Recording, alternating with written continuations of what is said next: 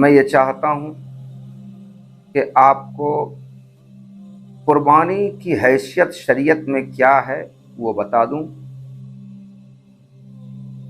امام ابو حنیفہ رحمۃ اللہ علیہ کے نزدیک اور امام ابو یوسف رحمۃ اللہ علیہ کے دو قولوں میں سے ایک قول کے مطابق قربانی واجب ہے۔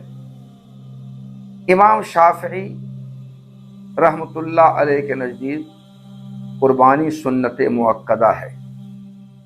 امام شافعی رحمۃ اللہ علیہ نے سنت مؤکدہ جو بتایا، اس کی دلیل انہوں نے یہ دی، فرمایا رسول اللہ صلی اللہ علیہ وسلم نے من اراد ان یضحی فلا یاخذ من اظفارہ او کما قال الصلاۃ والسلام، جو قربانی کرنے کا ارادہ کرے وہ اپنے ناخن کو، اپنے بال کو نہ کاٹے، یہ حدیث شریف میں آتا ہے۔ تو یہاں قربانی کو ارادے پر معلق کیا گیا ہے۔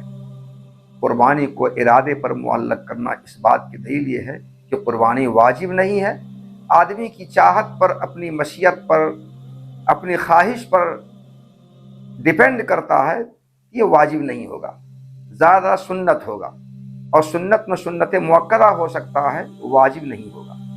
تو امام شافعی رحمۃ اللہ علیہ نے اس حدیث کی بنیاد پر قربانی کو سنت مؤکدہ کہا ہے، اور مؤکدہ اس لیے کہ رسول اللہ صلی اللہ علیہ وسلم نے قربانی کی ہے، اور حدیث شریف میں آتا ہے، نسائی شریف میں ہے، حضرت عبداللہ ابن عمر رضی اللہ تعالی عنہ راوی ہے، وہ فرماتے ہیں ان رسول اللہ صلی اللہ علیہ وسلم نہر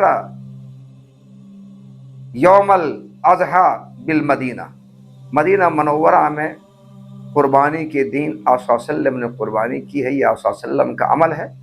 اور حدیث شریف میں آتا ہے کہ آپ صلی اللہ علیہ وسلم نے قربانی کے دن دو موٹے تازے دمبے ذبح فرمائے ہیں۔ تو چونکہ قربانی کا عمل آپ صلی اللہ علیہ وسلم نے مسلسل ہر سال فرمایا ہے، اس لیے قربانی سنت ہے اور مؤکدہ ہے، واجب نہیں ہے۔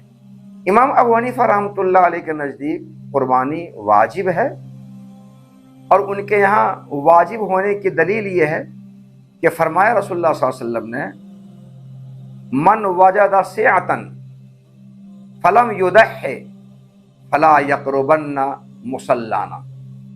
ترجمہ یہ ہوا کہ جس کے پاس قربانی کی صلاحیت ہے، وسعت ہے، طاقت ہے، اوقات ہے، کر سکتے ہیں، اور وسعت کے باوجود قربانی نہ کرے، آپ صلی اللہ علیہ وسلم نے اس کے لیے وعید سنائی، خبردار ہماری عیدگاہ میں وہ نہ آئے۔ رسول اللہ صلی اللہ علیہ وسلم کی یہ وعید کہ قربانی کرنے کی وسعت اور صلاحیت کے باوجود قربانی نہ کرنے والے کو آپ صلی اللہ علیہ وسلم نے اپنی عیدگاہ سے بے دخل کر دیا ہے، عیدگاہ نہ آنے کا حکم دیا ہے۔ یہ وعید اس بات کی دلیل ہے کہ قربانی واجب ہے، کیونکہ وجوب پر ہی ایسی وعید اور دھمکی ہوتی ہے، غیر وجوب پر ایسی وعید، ایسی دھمکی نہیں ہوتی ہے۔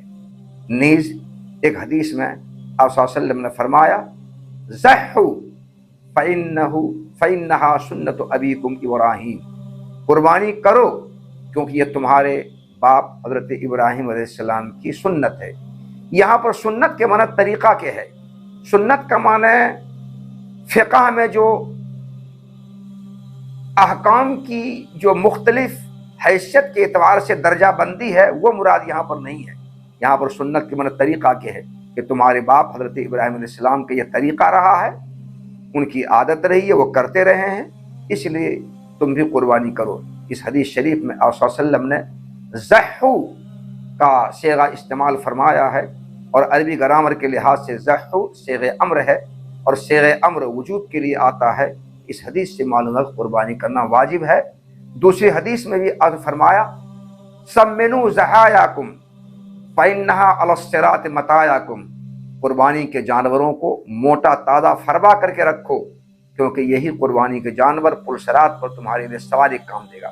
اس حدیث شریف میں آپ صلی اللہ علیہ وسلم نے قربانی کے جانور کو موٹا تازہ فرما کھلا پلا کر پال پوس کر رکھنے کا حکم دیا ہے۔ ظاہر بات ہے کہ موٹا تازہ فرما اسی صورت میں ہوگا جبکہ پہلے سے اس کے پاس جانور موجود ہو اور قربانی اس پر واجب ہو، تبھی تو موٹا تازہ ہوگا۔ تو اس حدیث شریف میں آپ صلی اللہ علیہ وسلم نے سمنو صیغہ استعمال کیا ہے، امر کا صیغہ ہے۔ اس سے بھی معلوم ہوتا ہے کہ قربانی کے جانور کو موٹا تازہ فرما کر کے رکھنا ضروری ہے، قربانی واجب ہے۔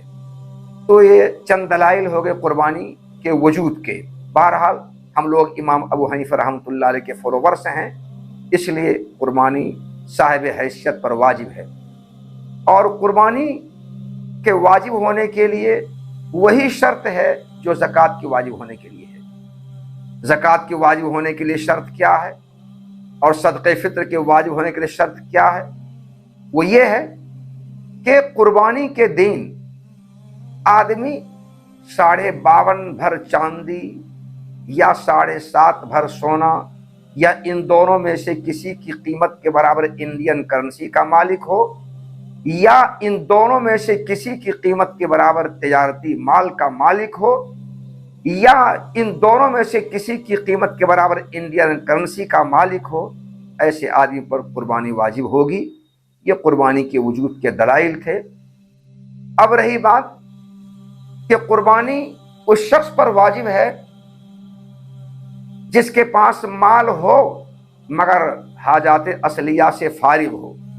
حاجات اصلیہ کی تعریف یہ ہے جن چیزوں سے انسان کی ہلاکت کا اور انسان کو درد کا خطرہ ہو، تکلیف کا خطرہ ہو، ایسی چیزوں کو حاجت اصلیہ کہا جاتا ہے۔ اور حاجت اصلیہ میں شمار کرایا گیا ہے رہنے کے لیے اپنا گھر مکان ہو، سواری کے لیے اپنا انتظام ہو، پہننے کے لیے گھر میں کپڑا ہو، استعمال کے لیے گھر میں ضروری سامان ہو، اور پڑھنے لکھنے والوں کے لیے کتاب اگر ہے، یا کسی پیشہ اور ہنر سے تعلق ہے اس کے لیے اوزار ہے، یہ سب حاجات اصلیہ میں شامل ہے۔ تو ان حاجات اصلیہ کے علاوہ اگر اس کے پاس 52.5 بھر چاندی یا 7.5 بھر سونے کی قیمت کے برابر انڈین کرنسی ہے، اس پر قربانی واجب ہوگی، نہیں ہے تو واجب نہیں ہوگی۔ لیکن اگر واجب نہیں ہے اور اپنی طرف سے کر رہا ہے تو بے شک اس کا ثواب ملے گا اور اللہ کے یہاں بڑا اس کا اجر ہے۔ اللہ تعالی ہم سب لوگوں کو اس کی توفیق عطا فرمائے۔